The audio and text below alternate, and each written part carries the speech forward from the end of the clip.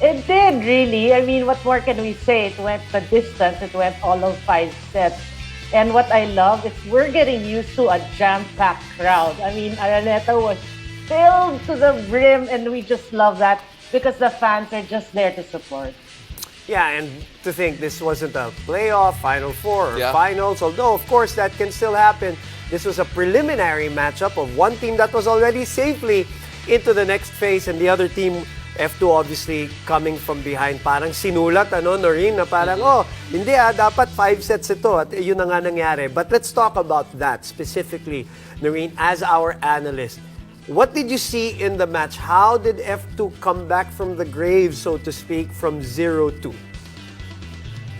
Well, for me, really, when you look at both teams, they're very evenly matched. You know that both teams wanted to win, maybe because of the history, maybe for the future.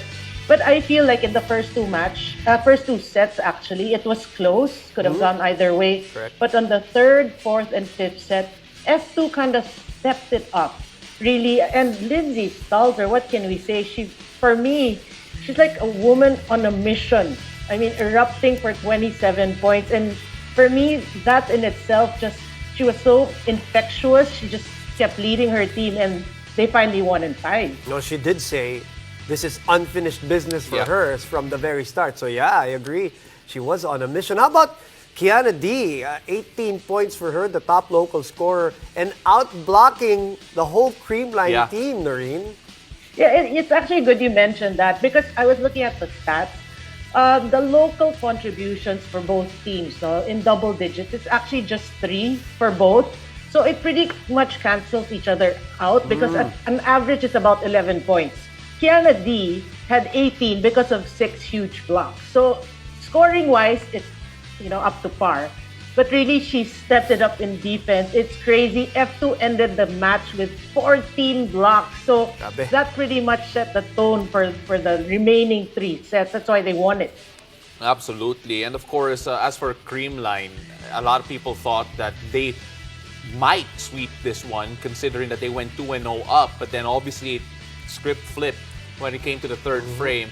In your mind, what did they not do enough in the third, fourth, and fifth frames to overturn F2?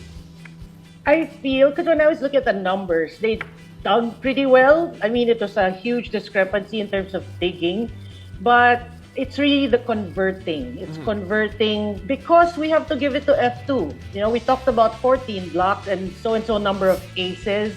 So really, I think aces, they had, how many aces?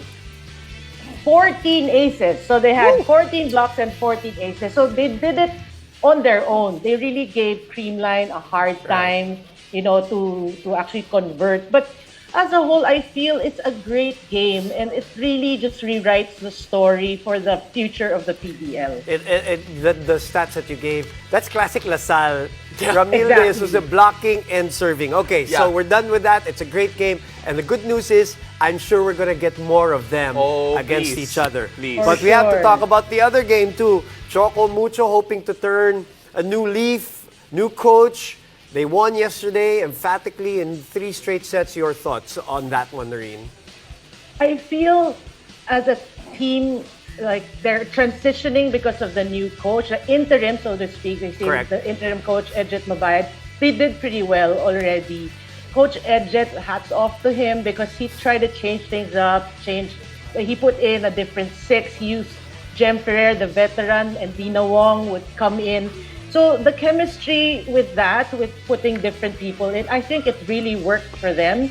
And, for them, they really have to forget about the past, the stories behind it, and focus on the future. And Alieva, we mentioned that then when we covered that game in TV5.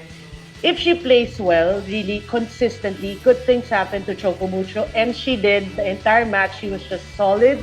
Together with Catanatino, they actually won that in straight sets. Noreen, we were talking about this. I covered that game with you. Just how important was it for Choco Mucho to actually get the win, considering how much in transition they were. Their starting lineup was not familiar. In fact, BDL missed the game because of the back spasms that she had earlier on. Just looking at the grand scheme of things, just how important was it for Chocomucho to actually get this first win right after a coaching change? I think it's huge because we're already looking at the future, life after Coach Oliver. This first win is really big for them because they still have a chance, in getting to the semifinals. Final four, yes. But they need to keep winning. And this is a good stepping stone, a good start. And hopefully, it's a confidence-building win. And hopefully for them and their franchise, and of course their fans, that they get to the semifinals.